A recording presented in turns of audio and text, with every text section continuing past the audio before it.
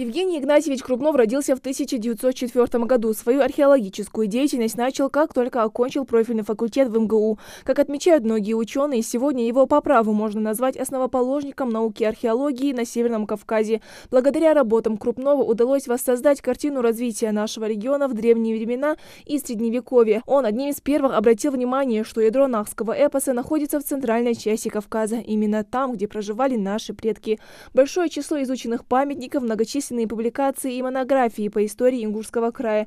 Это не весь результат полувековых исследований ученого. Наше глубокое признание этому ученому, потому как он исследовал не только материальную культуру, не только артефакты, по которым он реконструировал картину жизни и этнографию народа, но и исследовал многие аспекты духовной культуры. Крупнову принадлежат более 200 научных работ, посвященные общим и частным вопросам археологии, древней и средневековой истории и культуры как отдельных областей Предкавказья, так и Кавказа в целом. Его труды многое прояснили в истории и археологии народов Кавказа и ингушей в частности. Самые первые самостоятельные свои археологические изыскания Евгений Игнатьевич Крупнов провел в Горной Ингушетии в 1935 году на так называемом средневековом памятском каменно-ящичном могильнике.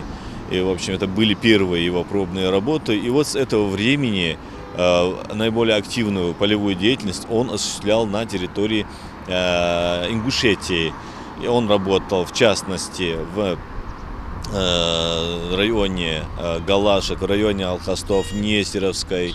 Надо отметить, что благодаря его деятельности был зафиксирован фрагмент Астинской заградительной стены. В 2008 году указом главы республики имя Евгения Крупнова присвоено археологическому центру Министерства культуры республики, а в 2014 основоположнику археологии на Северном Кавказе открыли памятник в Магасе.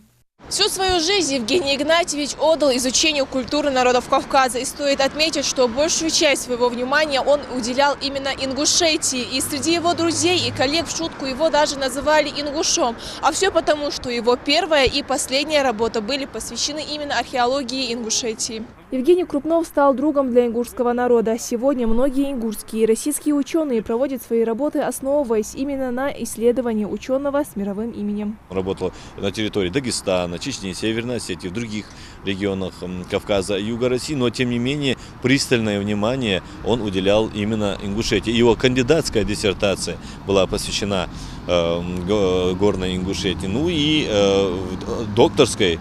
Он также уделил огромное внимание памятникам археологии Республики Ингушетии. В принципе, благодаря его деятельности в горной части Ингушетии и стало возможным накопление того большого обширного археологического материала, на базе которого он защитил как кандидатскую, так и докторскую диссертации. Сегодня исполняется 113 лет со дня рождения Евгения Крупнова. Именно благодаря ему была создана Московская школа археологического кавказоведения, а в 2004 году внуку ученого вручили орден за заслуги, которым Евгений Крупнов был награжден за выдающиеся заслуги в исследовании исторических памятников, культурных традиций и искусства ингушского народа.